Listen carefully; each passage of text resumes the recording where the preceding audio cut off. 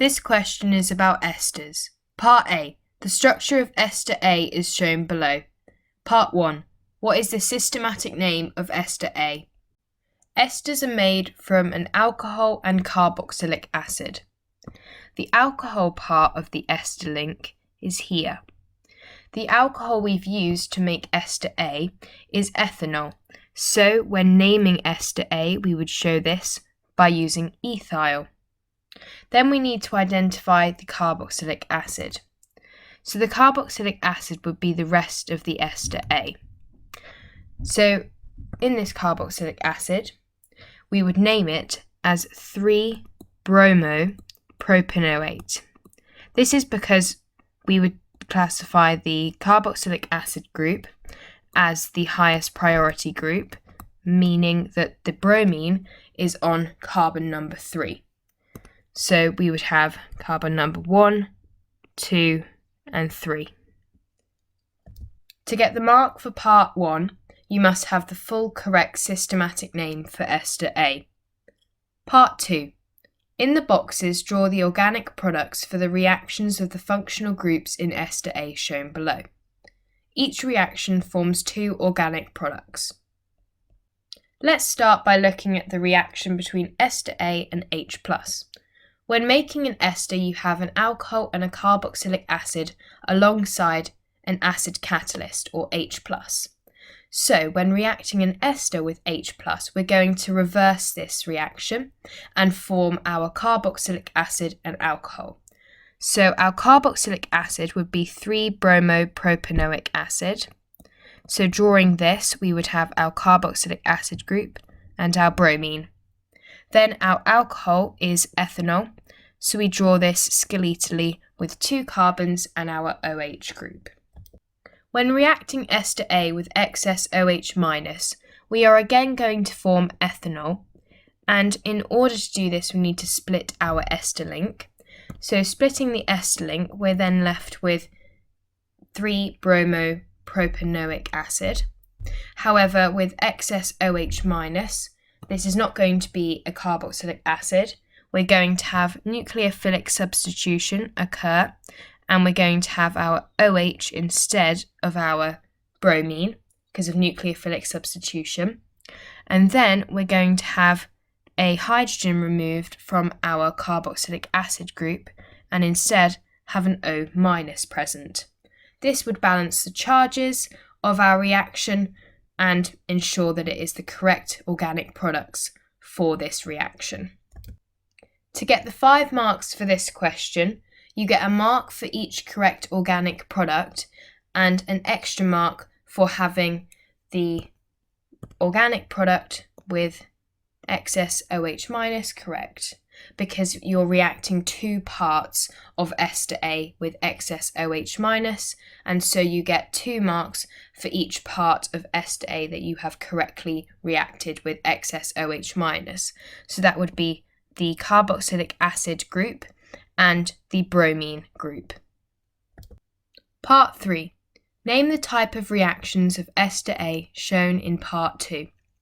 The type of reactions shown in Part 2 are acid and base hydrolysis reactions.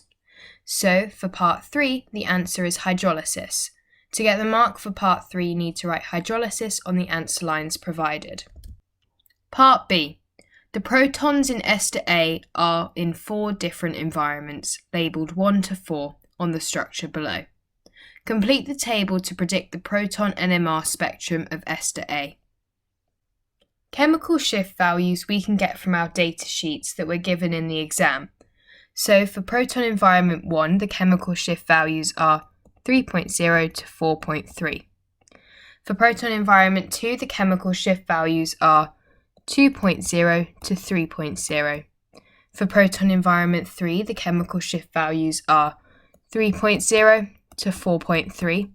And for proton environment 4, the chemical shift values are 0.5 to 1.9. So here I've got a picture of the proton NMR spectrum from our data sheet that you get given in the exam. So if we look at our first proton environment, we have our CH2 group connected to a Br group. So then looking at the data sheet, we would be looking at our CHBr group. And we can see that this falls between 3.0 and 4.3 on our proton NMR chemical shift values, which is what we've written in the table. So then if we look at proton environment number 2, we have our CH2 group connected to our carbonyl group, or our C doubly bonded to an oxygen group. So that means we're going to be looking at our CH C double bond O group, and that falls between 2.0 and 3.0 on our proton NMR chemical shift data sheet, which is what we've written in our table. We've written 2.0 to 3.0 for proton environment number 2. Looking at proton environment number 3, we have our CH2 group connected to an oxygen, so we're looking at our CHO group, and that is again 3.0 to 4.3, which is why it's the same chemical shift value as proton environment number 1, because looking at the data sheet, both CHBr and CHO fall within the same group on our chemical shift values for a proton NMR spectrum. Then, looking at proton environment number 4, we have our CH3 group. So this would be our CHR group, and that falls between 0.5 and 1.9 on our proton NMR spectrum. When working out splitting pattern, you need to look at the number of hydrogens involved in the proton environment next to the one you're looking at. So for proton environment 1, we need to look at proton environment 2 and the number of hydrogens involved. There are 2 hydrogens involved in proton environment number 2, so we need to add 1, and that would produce a triplet splitting pattern for proton environment 1. Then, looking at proton environment 2, we need to look at the proton environment next to proton environment number 2, and that is number 1. There are also 2 hydrogens involved in proton environment number 1, so adding 1 to 2 would produce a triplet splitting pattern. Then, looking at proton environment number 3, we need to look at proton environment number 4 because that's right next to it. There are 3 hydrogens involved in proton environment number 4, so for proton environment number 3, we would have a quartet splitting pattern because we're adding 1 to 3. And finally, looking at proton environment number 4, the next to proton environment number 3, there are 2 hydrogens involved, and so we're going to have a triplet splitting pattern produced for proton environment number 4. To get the marks for this question, you get 2 marks for having all 4 chemical shifts correct, and then you get 2 marks for having all 4 splitting patterns correct. Part C. Compound B is a structural isomer of ester A. Compound B reacts with aqueous sodium carbonate. The carbon-13 NMR spectrum of B has 4 peaks. Draw a possible structure for compound B. We're told we have a structural isomer of ester A and that compound B reacts with aqueous sodium carbonate. Using this information, we know that a structural isomer means we have to have the same molecular formula. The molecular formula of ester A is C5H9O2Br. Now we need to look for something that would react with aqueous sodium carbonate, and that would be a carboxylic acid. We also need to make sure that compound B would have 4 carbon-13 NMR peaks. So when we finish drawing compound B, we need to double check this fact and highlight where the carbon-13 NMR peaks would be found. So here I've drawn the possible structure for compound B, and analysing the carbon-13 peaks, we would have 1 peak for our CH3 groups, a second peak for our carbon between these CH3 groups, a third peak for our central carbon, and a 4th peak for our carbon in the COOH or carboxylic acid group. However, there are some alternate structures or isomers that you could give and get a mark for this question. For example, we could have CCC with a carboxylic acid group at the end, and then we would have 2 CH3 groups in the middle carbon, or the central carbon, 2 hydrogens on our left-hand side carbon with a bromine group. Now, if we identify the peaks in the carbon NMR spectrum, we would have 1, 2, 3, 4 peaks. So this is another possible structure for compound B. Similarly, we could have a third possible structure, and we would have a 4 carbon chain. So we would have C, C, C, C. We would have a carboxylic acid group on our right-hand side carbon. We would then have a hydrogen and a bromine and a CH3 group and a hydrogen, because we would then make our left-hand side carbon a CH3 group. So when identifying the carbon environment peaks, we would have 1 repeated twice, 2, 3, 4, therefore making this another possible structure for compound B. To get the marks for this question, you get a mark for any correct possible structure for compound B. So any of these 3 structures would get you the mark. Part D. A polyester is formed from 200 molecules of 4-hydroxybenzoic acid. What is the relative molecular mass, or MR, of the polyester? The first thing we need to do with this question is draw 4-hydroxybenzoic acid and work out its relative formula mass. So, drawing out 4-hydroxybenzoic acid, we would start with a benzene ring with a OH group attached to carbon number 4 and our carboxylic acid group attached to carbon number 1. Firstly, working out the relative molecular mass of 4-hydroxybenzoic acid, we need to count the number of carbons. There are 7 carbons present, so we would do 7 times 12. Then we need to add the number of oxygens. There are 3 oxygens, so we would do 3 times 16. Then we need to add the number of hydrogens. There are 1, 2, 3, 4, 5, 6 hydrogens present in 4-hydroxybenzoic acid, so we would need to add 6. That equals 138 grams per mole. Next, we need to note that we're forming 200 molecules. So we would do 138 multiplied by 200. That equals 27,600 grams per mole. But we're working out the relative molecular mass of the polyester.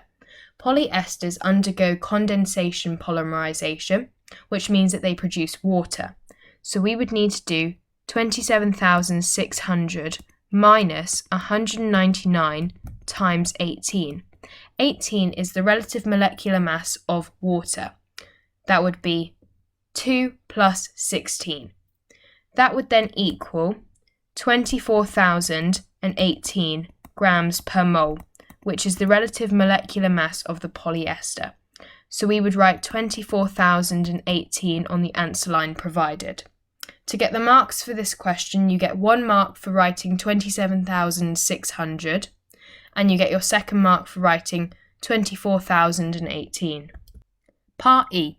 A student intends to synthesize ester C. Part 1. Plan a 2-stage synthesis to prepare 12.75 grams of ester C, starting from 2-methylpropanol, CH3 to CH-CHO.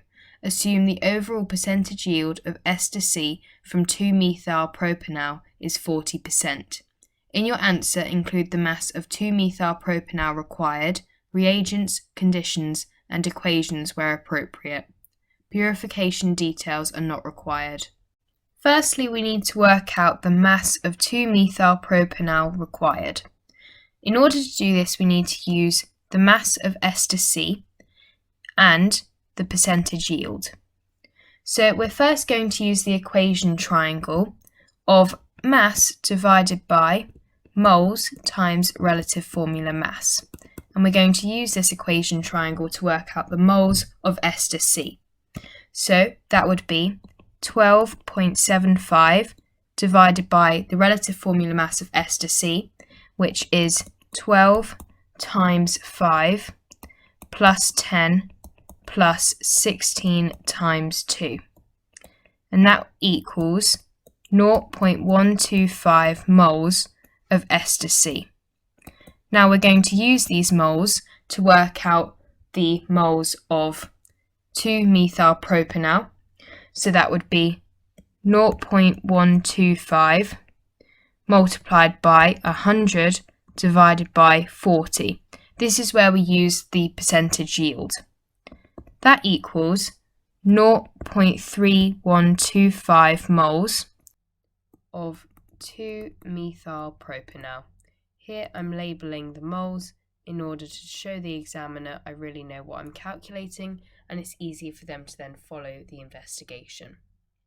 We're then going to use these moles to work out the mass of 2-methylpropanol. So we're going to use the same equation triangle. We're going to do moles multiplied by relative formula mass.